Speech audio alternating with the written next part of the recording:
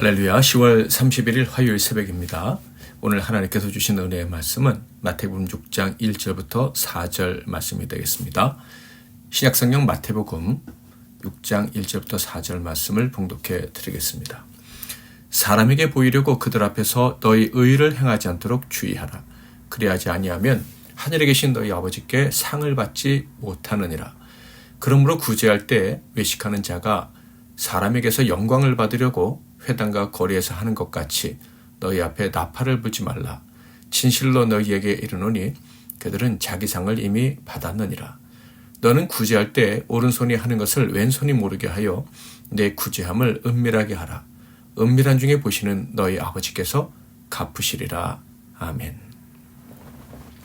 오늘은 은밀하게 구제하라, 은밀하게 구제하라 라는 제목으로 하나님 말씀을 상고하겠습니다.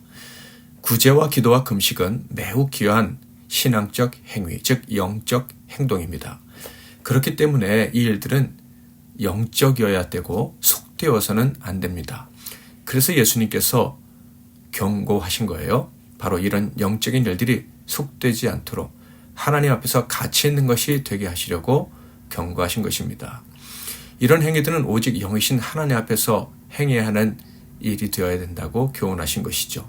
절대 사람 앞에서 행하는 일이 되어서는 안 된다라는 말씀하신 것입니다. 그리고 사람 앞에서 이런 일을 행하게 된다면 그것은 외식이고 하나님께 아무런 인정도 받을 수 없는 일이다라고 분명히 말씀하셨죠. 그래서 이 일들에 대해서 말씀하실 때 다음과 같은 경고의 말씀들을 먼저 주셨던 거예요. 1절 2절을 볼까요? 사람에게 보이려고 그들 앞에서 너희 의를 행하지 않도록 주의하라. 그리하지 아니하면 하늘에 계신 너희 아버지께 상을 받지 못하느니라. 그러므로 구제할 때 외식하는 자가 사람에게 영광을 받으려고 회당과 거리에서 하는 것 같이 너희 앞에 나팔을 불지 말라. 진실로 너희에게 이르노니 그들은 자기 상을 이미 받았느니라. 그런데 바로 여기에서 주의할 점이 있습니다. 구제와 기도와 금식에 대한 말씀을 주실 때 경고의 말씀을 너무 강력하게 하셨기 때문에 우리는 우리 자신도 모르게 이 세 가지 일들을 좀 소홀히 여길 수 있다라는 것입니다. 그러니까 이렇게 잘못할 바에는 아예 하지 않는 게 낫겠다. 뭐 이런 생각을 할 수도 있다라는 거예요. 그러나 이것은 명백한 잘못입니다. 큰 오해입니다. 왜 이런 생각이 잘못된 생각인지 조금만 생각해 보면 알 수가 있어요. 즉 주님께서 왜 경고하셨겠습니까? 이 점에 대해서 조금만 생각해 보면 구제와 금식과 기도는 하나님이 너무 소중히 여기시기 때문에 예수님이 경고하셨구나, 주의를 주셨구나 라는 것을 알 수가 있어요. 즉 하나님이 너무나도 소중하고 귀중하게 보시는 일입니다. 예배와 같이 말이죠. 예배를 하나님이 기뻐하시기 때문에 마귀가 어떻게든지 회방을 놓으려고 애쓰지 않습니까? 그래서 형식은 하나님께 올려드리는 것인데 결국 마귀가 기뻐하는 것이 되게 하려고 마귀가 공격한다는 거 우리가 너무나도 잘 알고 있습니다. 마찬가지로 구제와 기도와 금식도 하나님이 기뻐하시는 일이기 때문에 마귀가 개입해서 회복할 여지가 너무나도 큰 거예요. 그래서 예수님께서 경고의 말씀을 주신 거예요. 그러므로 이 일들은 너무나도 소중하고 우리가 등한시해서는 안 된다는 것을 꼭 기억해야 할 것입니다. 오늘은 이 세 가지 일들 중에서 구제에 관한 말씀을 상고하려고 하는데 4절을 보면 이 구제는 정말 하나님이 기뻐하시는 일이다라는 것을 알 수가 있어요. 6장 4절 내 구제함을 은밀하게 하라. 은밀한 중에 보시는 너희 아버지께서 갚으시리라. 그 부분에 뭐라고 말씀하셨습니까? 바로 너희 아버지께서 갚으실 것이다 라고 말씀하셨죠. 즉 구제는 하나님의 보상이 따르는 복된 일이다 라는 말씀이에요. 그만큼 하나님께서 기뻐하시는 일이라는 거예요. 그래서 예수님도 강력하게 명령하셨죠. 5장 42절에 보면 내게 구하는 자에게 주며 내게 구고자 하는 자에게 거절하지도 말라. 사도 바울도 이렇게 말했습니다. 갈라디아서 2장 10절에 보면 다만 우리에게 가난한 자들을 기억하도록 부탁하였으니 이것은 나도 본래부터 힘써 행하여 왔노라. 자, 그런데 이 일에 대한 보상은 어떤 보상입니까? 10,000원 구제하면 100만 원으로 갚아주시는 그런 보상일까요? 팔복에 대해서 잘 들으신 분들은 알 거예요. 이 보상은 하늘의 보상이라는 것. 구제하는 자들은 사람의 칭찬을 기대하지 않아야 된다고 했습니다. 온유한 사람이기 때문이라 그랬죠. 그러므로 당연히 사람들이 부러워하는 그런 인생을 꿈꾸지 않습니다. 내가 구제했으니 그에 따른 보상을 기대하지 않는다라는 거예요. 그런 생각을 하고 있다면 그의 행위는 외식의 결과일 뿐인 거예요. 무엇이든지 하나님을 기쁘시게 하려는 자들은 오직 하늘에 속한 상을 구할 뿐입니다.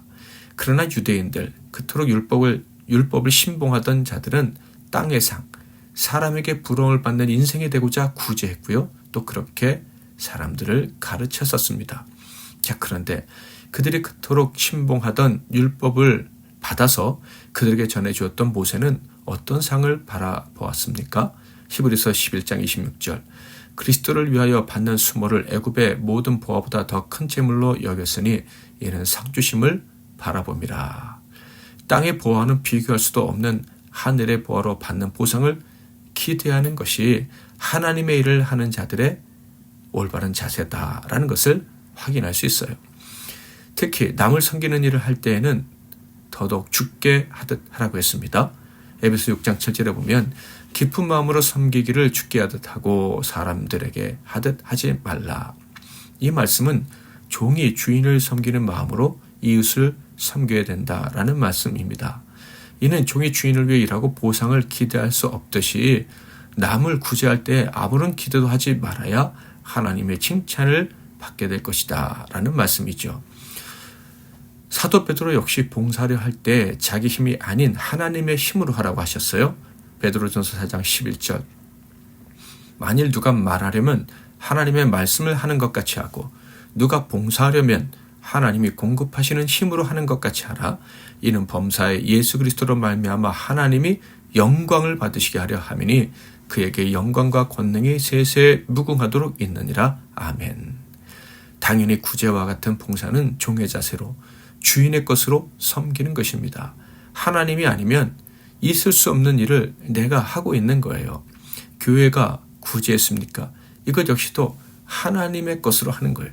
그러니 교회나 개인이 구제하고 자랑할 수가 없는 것이죠. 세상적인 어떤 물질적인 대가를 구할 수도 없는 거예요. 따라서 구제와 같은 봉사일을 하면서 자기에게 집중되는 칭찬과 같은 개인의 욕망을 채우려는 꿈은 절대 꾸어서는 안 됩니다.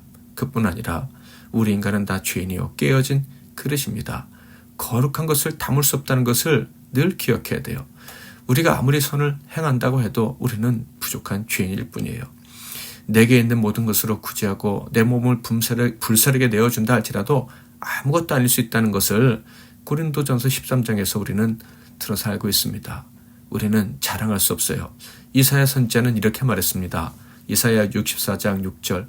무릇 우리는 다 부정한 자 같아서 우리의 의는 다 더러운 옷 같으며 우리는 다 잎사귀 같이 시들므로 우리의 죄악이 바람같이 우리를 몰아가나이다. 사랑하는 성도 여러분, 우리 하나님 나라 백성들은 나 자신을 위해 살지 않고 하나님과 하나님이 기뻐하시는 그 일을 위해 사는 사람들입니다. 그러므로 우리가 먹고 마시고 사람들에게 인정받는 그런 일들보다 하나님께서 기뻐하시는 일, 하나님을 기쁘시게 해드리는 일이 더 중요합니다. 아니, 그 일만이 우리에게 중요합니다. 그래서 먼저 그의 나라와 그 일을 구하는 거예요. 처음 하나님 나라 백성이 된 이스라엘에겐 이런 법이 주어졌었습니다. 신명기 15장 9절. 삼가 너는 마음에 악한 생각을 품지 말라. 곧 이르기를 일곱째 해 면제년이 가까이 왔다 하고 내 궁핍한 형제를 악한 눈으로 바라보며 아무것도 주지 아니하면 그가 너를 여호와께 호소하리니 그것이 내게 죄가 되리라. 구제하지 않으면 하나님의 심판을 받게 된다는 말씀입니다. 그러므로 우리는 거룩하게 고민해야 합니다. 어떻게 구제해야 할까? 내가 어려운 사람을 외면하고 지나치지는 않고 있는가? 지난 날들 여러분에게 손을 내민 자들에게 냉정하게 살아온 시간들은 없습니까? 어떤 형제가 내게 손을 내밀 때 그가 왜 이렇게 힘들까? 내가 어떻게 도와줄까? 라고 생각하기 전에 내가 도와주면 내게 어떤 손해가 있나를 먼저 생각하고 또 얼마나 엉터리로 살았으면 이렇게 손을 내미나 이런 식의 생각을 하면서 구제할 기회를 스스로 차버린 적은 없습니까? 우리는 주님의 가르침대로 힘써 구제하는 교회와 성도가 되어야 됩니다. 왜냐하면 우리는 하나님 나라, 의의 나라 백성이기 때문에 그렇습니다. 그런데 조건이 있죠. 이 일을 우리가 행한다고 할 때 그것은 내 일, 그리고 내 교회 일이 아니라는 거예요. 그것은 하나님의 일이라는 거예요. 그래서 바로 이 사실을 명심하고 구제해야 됩니다. 3절, 4절을 읽어볼까요? 너는 구제할 때 오른손이 하는 것을 왼손이 모르게 하여 내 구제함을 은밀하게 하라. 기도 제목을 드리겠습니다. 하나님, 구제하겠습니다. 구제하지 못한 저의 허물을 용서해 주옵소서. 구제하기 전에 또 구제하면서도 욕심과 헛된 야망에 사로잡혀 있었다면 용서해 주옵소서. 욕심과 야망을 버리고 순종하게 하옵소서. 은밀하게 구제하는 우리 자신과 우리 교회가 되게 하옵소서. 내가 주인 삼은 모든 것 찬양하고 기도하겠습니다. 내가 주인 삼은 모든 것 내려놓고 내 주 되신 주 앞에 나가 내가 사랑했던 모든 것 내려놓고 주님만 사랑해. 내가 주인 삼은 모든 것 내려놓고 내 주 되신 주 앞에 나가 내가 사랑했던 모든 것 내려놓고 주님만 사랑해. 주 사랑 거친 풍랑에도 깊은 바다처럼 나를 잠잠케 해. 주 사랑 내 영혼의 반석 그 사랑 위에 서리.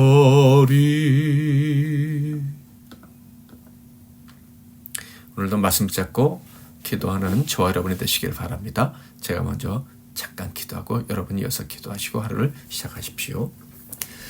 살아계신 하나님 아버지, 우리가 원하지도 않았을 때, 기대할 수도 없었을 때, 아니 하나님을 대적하는 원수였을 때 우리를 찾아오시고 우리를 불러주셔서 구원해 주셨을 뿐만 아니라 하늘의 놀라운 복을 우리의 삶에 가득 채워주시니 감사합니다.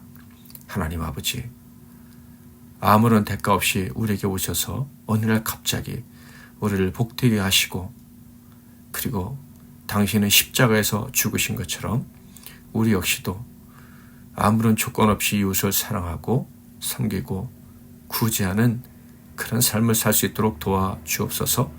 거저받았으니 거저주라는 주님의 명령에 순종하는 자, 결코 자신을 내세우지 않고 이웃을 구제할 뿐만 아니라 구제할 기회를 놓치지 않는 우리 모두가 되게 하옵소서. 예수 그리스도 이름으로 기도하옵나이다. 아멘.